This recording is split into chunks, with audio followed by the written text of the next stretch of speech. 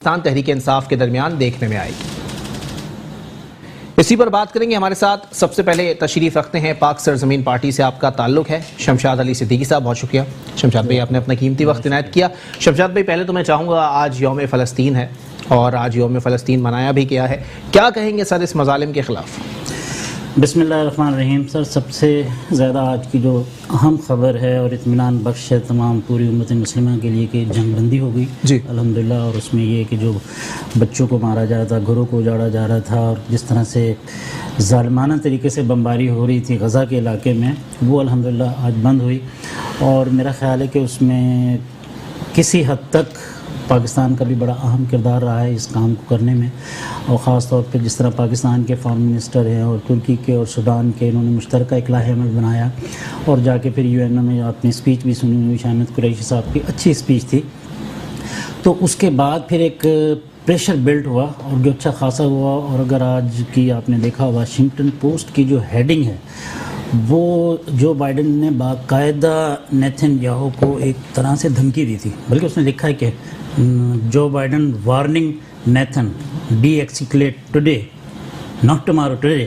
تو یہ اس کے بعد میرا خیال ہے یہ، کیونکہ کل تک تو وہ کہہ رہے تھے ہم تو بمباری روکیں گے نہیں، ہم تو چلتی رہے گی، لیکن اس میں ایک چیز جو ہے وہ یہ کہ بڑا لمحہ فکریہ ہے ہمارے، یار آپ نے بھی ذکر کیا 57 ملک ہیں، 56 ملک ہیں۔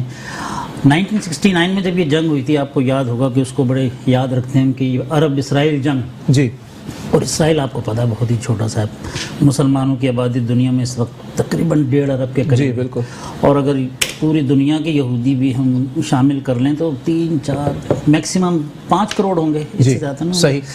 لیکن یہ کہ وہ کس بہادری سے وہ لڑیں، آپ دیکھیں کہ یہ اس وقت جارڈن تھا، سیریا تھا، مصر بہت زیادہ اس کے اندر انوالو تھا، اور وہ جب وہ جنگ اسرائیل جیت گیا، 6 دن لڑائی ہوئی تھی غالباً، آپ کو یاد ہوگا۔ 6 دن کے بعد اس وقت کے جو ان کے وزیر اعظم تھے، انہوں نے کہا تھا کہ آج کے بعد اب کوئی عرب ہماری طرف آنکھ اٹھا کے نہیں دیکھے گا۔ تو ابھی تک تو یہی سلسلہ چل رہا ہے، بجائے اس کے کہ عرب آنکھ اٹھا کے دیکھیں، انہوں نے تو سفارتی تعلقات قائم کرنا شروع کر دیے ہیں، جو کہ بہت ہی میں سمجھتا ہوں کہ گری ہوئی حرکت ہے، کہ سب کو پتہ ہے کس طرح سے ظلم کرتا ہے وہ فلسطینیوں کے اوپر، اور کس طرح سے بچوں کو مارتا ہے، اور کس طرح سے بربریت پھیلا رہا ہے وہ۔ لیکن شمشاد بھائی، ایک بات ہے کہ صحیح معنوں میں ہر سال دیکھنے میں آتا ہے کہ یوم القدس جو منایا جاتا ہے پاکستان بھر کے اندر ریلیاں نکالی جاتی ہیں، اور اسی دن کے فوراً بعد سے بمباری سٹارٹ ہوتی ہے، جنگ سٹارٹ ہوتی ہے، اور 10 سے 11 دن بعد جو ہے وہ جنگ بندی کا اعلان ہو جاتا ہے۔ یہ ہر سال یہ صورتحال دیکھنے میں آ رہی ہے، کوئی ایسا سال کیوں نہیں گزرتا سر کہ یہ صورتحال ہمیں دیکھنے کو نہ ملے؟ اس کی وجہ دیکھیں بالکل یہی ہے کہ امت مسلمہ کی ہم بات تو کرتے ہیں، لیکن اتحاد ہمیں کہیں نظر نہیں آتا۔ اب دیکھیں ایک بڑی زبردست ہمارے پاس organisation of Islamic conference, OIC جسے کہتے ہیں نا، وہ تنظیم بنی ہوئی ہے تمام اسلامی۔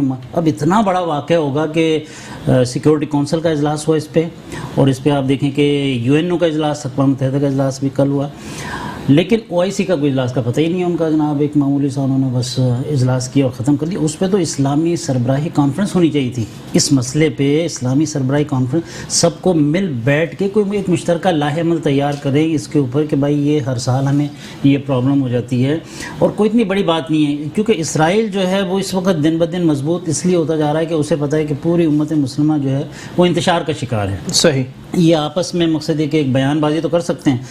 ایک میرا خیال وہ بیچارہ چھوٹا سا ملک ہے قطر، اس نے یہ ہمت کی اس دفعہ کہ اپنے سفیر کو واپس بلایا، ان کے سفیر کو واپس بھیجا، اور کوئی میرا خیال $50 ملین کا اس نے اعلان کیا کہ میں جو بھی وہاں پہ متاثرین ہیں ان کی مدد کے لیے۔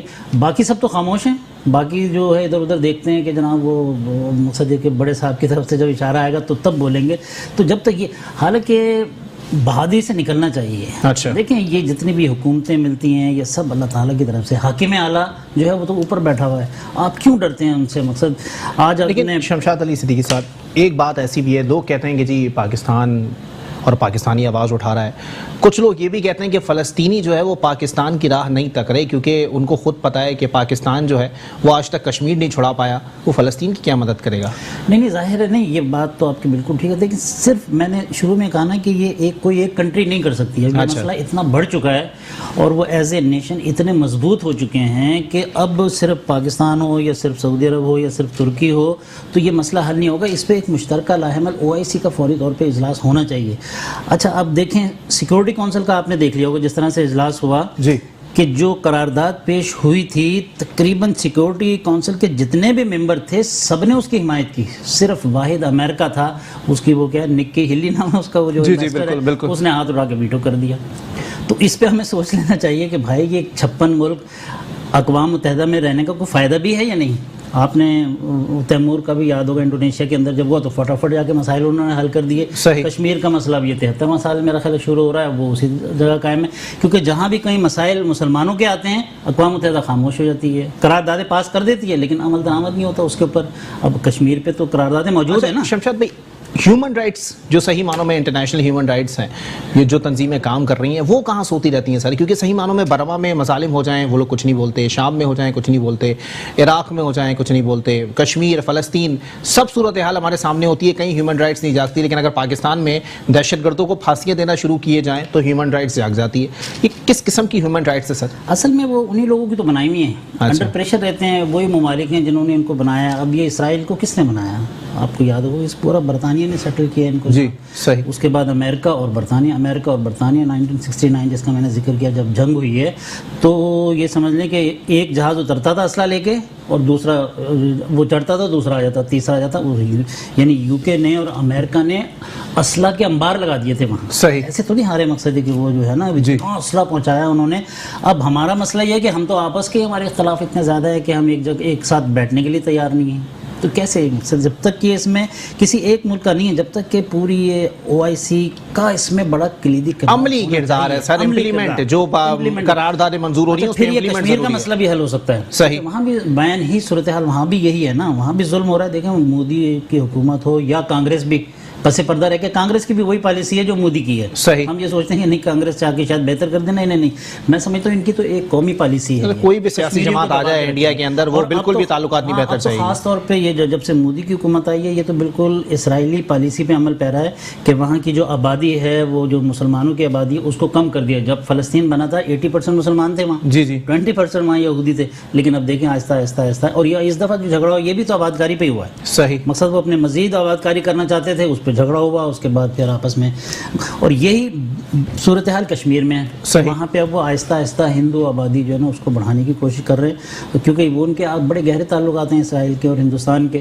وہ ان سے بلکہ پوچھتے ہیں، ان کے مشیر جو ہیں وہ وہاں کام کر رہے ہیں ہندوستان کے اندر، وہ ان کو بتاتے ہیں کہ کس طرح سے مسلمانوں کو مارنا ہے۔ مسلمانوں کو بھی تو جاگنا چاہیے نا سر، وہ کیوں ان سازشوں کا شکار ہو رہے ہیں؟ بالکل ایسا ہی ہے۔ OIC ایک تنظیم ہے لیکن صحیح معنوں میں اتحاد نہیں ہے اسلامی ممالک کے اندر۔ یہ ایک بہت بڑی صحیح معنوں میں خلا پیدا کر دیا ہے اس صورتحال کے اندر۔ اسلامی ممالک صحیح معنوں میں، خالد مقبول صدیقی صاحب MKM پاکستان کے کنوینر ہیں، انہوں نے قومی اسمبلی کے ایک اجلاس میں کہا کہ جب ہم مرمت کرنے کے قابل نہیں ہوتے تو ہم مذمت پر اتر آتے ہیں، اور یہی صورتحال، یہی گراؤنڈ ریئلٹی ہے کہ اگر ہم مرمت نہیں کر پاتے یا ہم مرمت کرنے کی حیثیت نہیں رکھتے تو ہم مذمت سے کام چلا لیتے ہیں۔ یہی کشمیر کے معاملے پر رہا اور یہی چیز فلسطین کے معاملے میں دیکھی گئی۔ اگلے ٹاپک کی طرف بڑھتے ہیں۔ جہانگیر خان ترین صاحب کے حوالے سے میں ابھی یہ وجہ اس دفعہ تو بہت ہی بری طرح سے وہاں ان کو مقصد ہے کہ ریجیکٹ کیا ہے بلدیہ کے اندر، لیکن بھائی یہ ان سے کوئی امید نہیں ہے، ان کی باتوں میں نہ آئے کہ یہ احتجاج کریں گے۔ کرے گا کون؟ ان کی تو لیڈرشپ ہی نہیں رہی نا۔ مجھے آپ یہ بتائیں نا کہ ان کا لیڈر کون ہے؟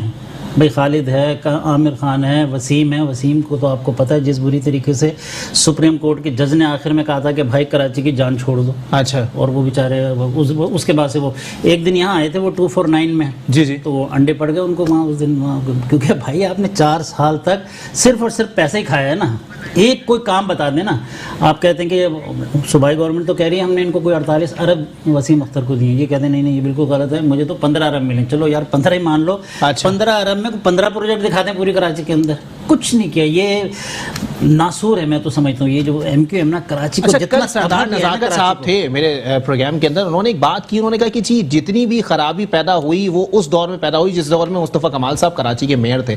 کھلی چھوٹ دے رکھی تھی مصطفیٰ کمال صاحب۔ ایمانداری سے آپ بتا دیں، میرا خیال ہے مصطفیٰ کمال کے جو بدترین دشمن ہیں وہ بھی یہ بات کہتے ہیں کہ یار اگر پچھلے 20 25 30 40 سال میں کراچی میں کچھ کام ہوا ہے تو وہ 4 سالہ دور مصطفیٰ کمال کا تھا۔ اچھا، ہم اپنی بات نہیں کرتے، ہم تو ظاہر ہے مصطفیٰ کمال کے لوگ ہیں، ہم تعریفیں کریں گے، لیکن نہیں آپ کسی مخالف سے بھی اگر پوچھیں گے اور وہ اگر ایمانداری سے یہ بات بتائے گا کہ ہاں یا تو شروع ہوا تھا نعمت اللہ خان کے زمانے سے، اس کے بعد پھر اس کو سپیڈ اپ کیا مصطفیٰ کمال صاحب نے آ کے، جتنا آج اگر کراچی میں آپ چل رہے ہیں نا تو تو یہ میرا خیال ہے اس وقت کے روڈ انڈر پاس برجز وہ بنے تھے کہ آپ کراچی میں موو کر رہے ہیں ورنہ موو نہیں کر سکتے. اس کے بعد تو ایک اینٹ بھی نہیں لگی نا. 4 سال کے بعد مجھے بتا دیں کوئی میگا پروجیکٹ کراچی کے اندر آیا ہو؟ کچھ نہیں آیا. تباہ برباد ہو گیا کراچی.